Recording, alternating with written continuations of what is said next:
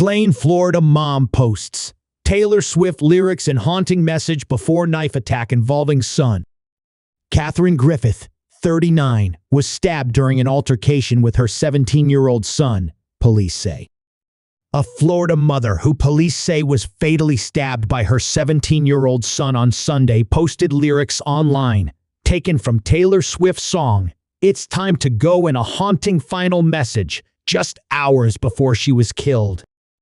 Catherine Griffith, 39, uploaded an image of a remote footbridge leading into a forest captioned with the lyrics to the song the day before she was killed in the vicious knife attack in Auburndale. Witnesses say she and her son, who reportedly has a history of mental health issues, had gotten into an argument outside his grandmother's home. He then dragged her by the hair into the residence, and she could be heard pleading with her son to let me go, the Polk County Sheriff's Office said. That's when Polk County Sheriff Grady Judd said at a Wednesday press conference that the 17-year-old stabbed his mother in the neck so hard that the knife went all the way through. Judd went on to label the teen as a psychopath. The teen told police that he and his mother had gotten into a physical fight and that she fell on the knife. The teen has been charged with first-degree murder, kidnapping, and violation of a no-contact order. Judd is pushing for him to be tried as an adult, but the local attorney general's office tells Fox News Digital that it cannot comment on the matter until next week. The deadly incident came 19 months after the teen was charged with shooting his father in Oklahoma, although those charges were later dropped. Griffith's post may have suggested that she was not in a good place in the lead-up to her death. That old familiar body ache, the snaps from the same little breaks in your soul, the posted Taylor Swift lyrics read, "You know when it's time to go. Sometimes giving up is the strong thing." Griffith's Instagram page is filled with images of happier times with her son, including the two of them on a cruise in front of the U.S. Capitol on July 4. And a picture of them together with her son dressed in academic regalia for his graduation. Another image shows him sitting on the front of a 2024 Volkswagen Jetta, which Griffith writes was an early graduation present for her son. But the relationship between the pair was apparently not always smooth sailing. The teen's grandmother, who was not present during the altercation, told WFLA that the teen had been verbally and physically confrontational with his mother on several occasions. Judd said that as investigators started to peel back the layer of this onion, they found out that this is not just a singular event. Last year, the teen's father also died by his hand. On Feb.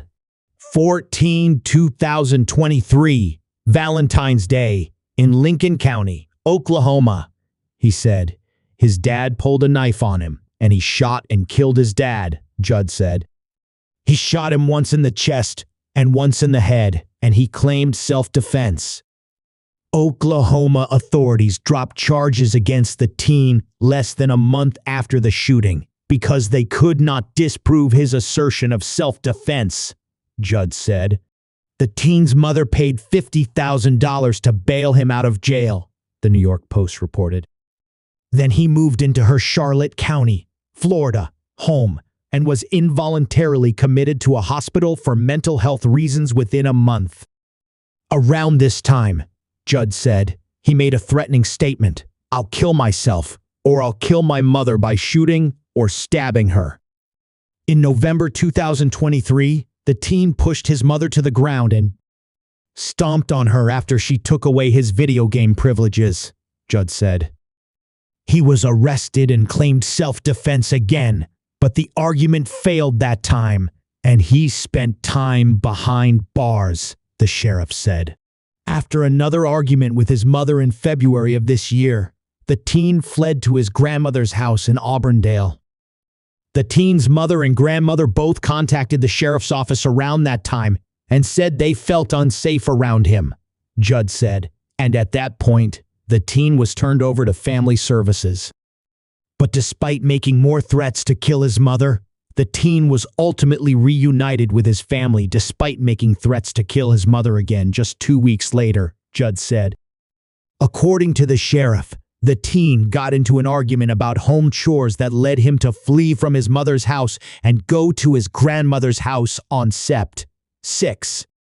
The suspect's mother drove to the grandmother's house the next day, which is when she and the teenager got into the altercation that cost her life.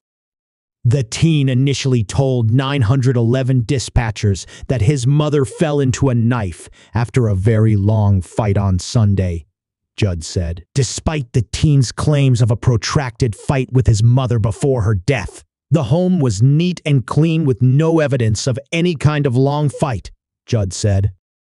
When you look at this, you see a kid, Judd said. When I look at him, I see a psychopath.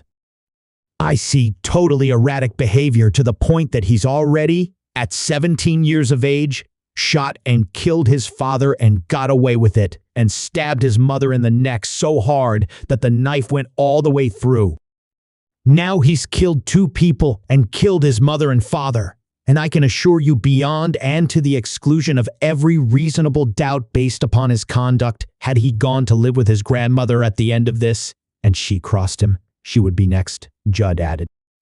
Judd said he will share any information uncovered in his department's investigation that could incriminate the teen in his father's death with authorities in Oklahoma.